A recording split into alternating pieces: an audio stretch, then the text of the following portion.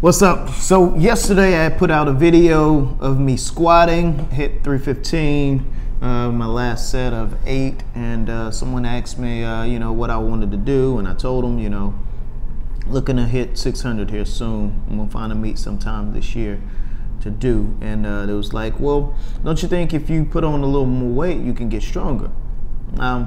Yeah, but that's an insufficient way of getting stronger. Okay, if just because I put on mass doesn't mean it's more beneficial, you know what I mean? That's just like that's a quick cop out. Not only it's a quick cop out, but the weight mass that you gain to strength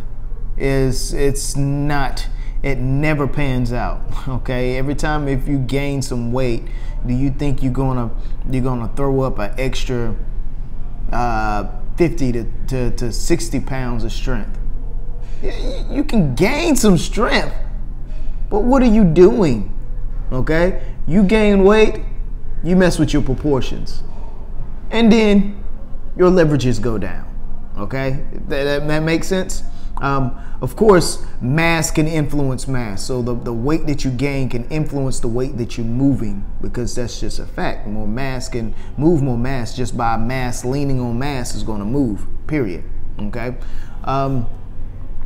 But the turnover for strength is not there by any means. Okay.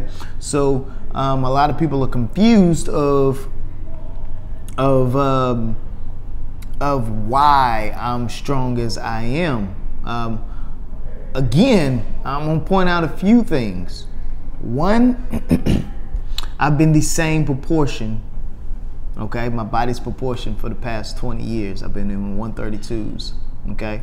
Same proportion. So I am killing my proportions. I figured out my proportions. I figured out my leverages, okay?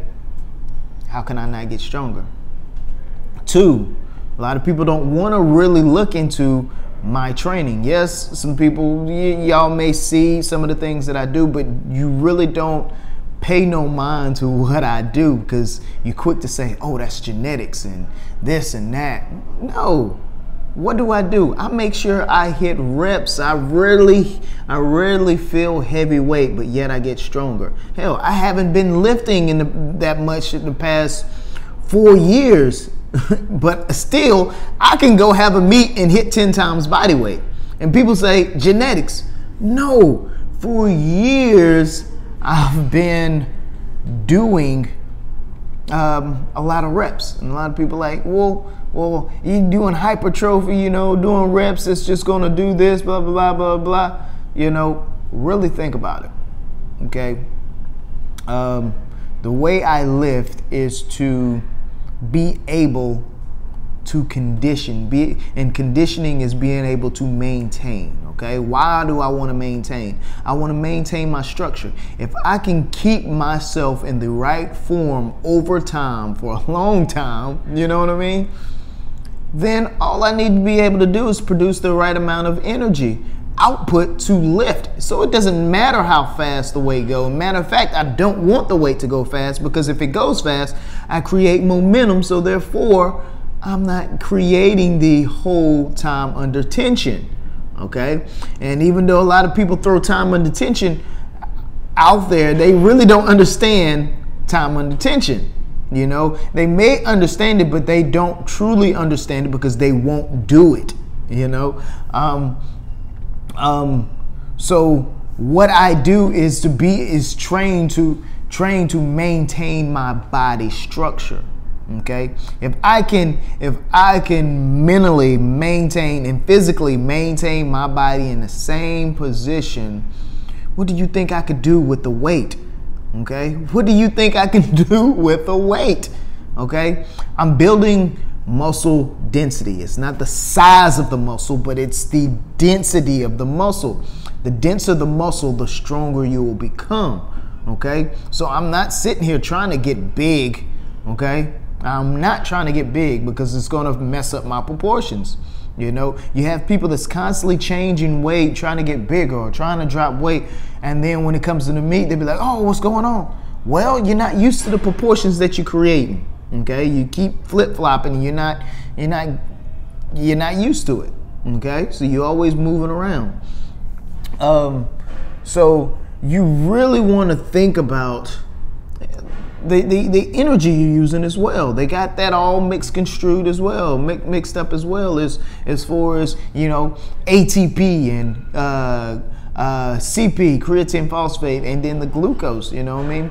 When on all levels of education, when you think about this stuff, they all still kind of got it. Well, they all still got it wrong, because they think, well, when you do certain things, you're only working and using one type of fuel. No, you're using everything, especially if you train the right way. You know what I mean? A lot of people think, well, when I do this, I'm only using ATP, the force production, the power of energy that we have. Since, you know, ATP is the more potent of energy, where it's the strength, but it doesn't last that long. Okay, so it's real potent. Okay, and then the CP is well, ATP is found more in the fast twitch muscles, and I hate fast twitch, slow twitch. It's actually the type of fuel that they're using. ATP, they say fast twitch because ATP is used up faster. Okay, so it's more of a you could say explosive energy. Okay, you use it and then it's gone real quick, and then you have to recover to get some more, right? So what if you train to where you use that, but you also using the CP, the creatine phosphate, that allows you to constantly get stronger from maintaining your structure. So the CP is maintaining your structure, keeping you in the right form, okay? And the ATP is there for you to move the weight, sustaining structure, move the weight, use it at the same time. Instead of a race car, you have a goddamn tractor. Okay, think about it that way. You know what I mean? So you train your body to be operated in this manner, then you're gonna constantly get stronger. So think about having this mindset and this understanding for a long period of time. Okay, when you use that way, you're going to grow the muscle density, the bone density, the joint durability, and all that good stuff as well. So it's not the size of the muscle. Again, if it was the size of the muscle, you're going to see some 1,200, 1,300 pound squats and deadlifts. No, people don't think like that.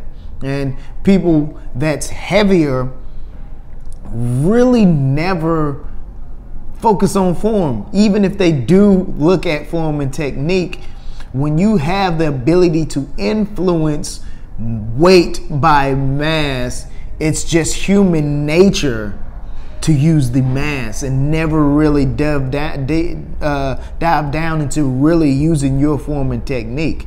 That's just human nature. So yeah, what's the difference between a smaller guy and a bigger guy? Is the fact that a smaller guy have to realize the fact early that their weight can no longer influence, their body weight can no longer influence the muscle, the weight that they're trying to move. So they focus more on form and technique and dial in their form and technique and build up more muscle density than what a bigger guy can do, you know, because of the fact that they have this ability of having this master where they don't even think about or try to think about their form and technique as in depth as a smaller guy. So this video is getting a little long, so I'm gonna stop there.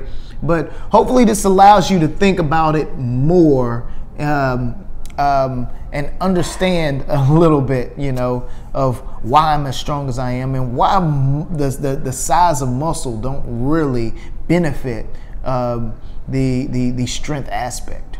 All right, so I'll see y'all guys later. I'm out.